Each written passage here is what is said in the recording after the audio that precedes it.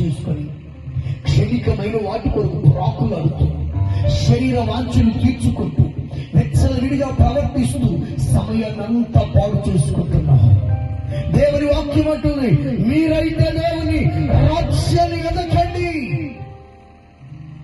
ఒకడు సర్వలోకాన్ని సంపాదించుకొని తన ప్రాణాన్ని పోగొట్టుకుంటే వారికి ఏమి ప్రయోజనం?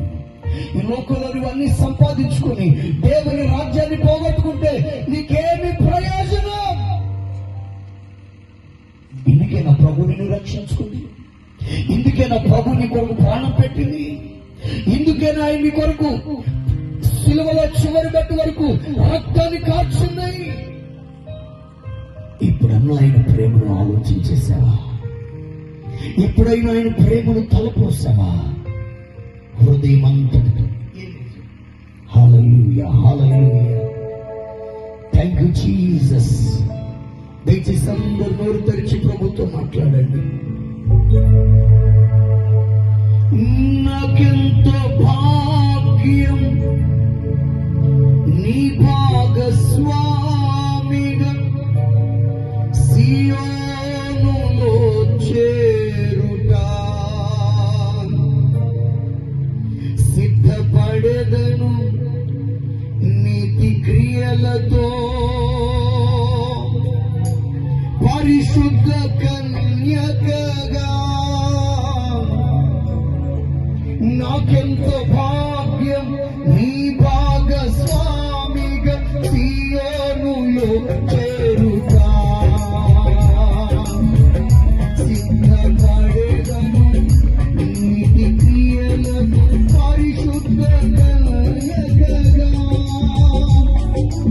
ఆగడియ కొరకు మేలే చేయును యేసయ్యా తీర్చవా. ఆగడియ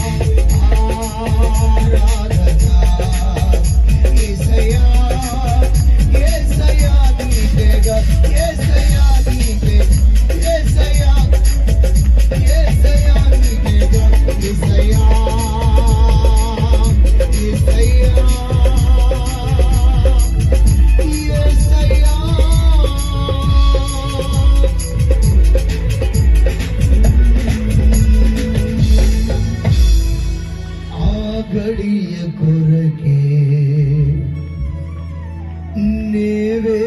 నేవేచియుంటిని యేసయ్యా తీర్చవా. సహోదరుడా, వేటి కొరకు ప్రాకులాడుతున్నావు?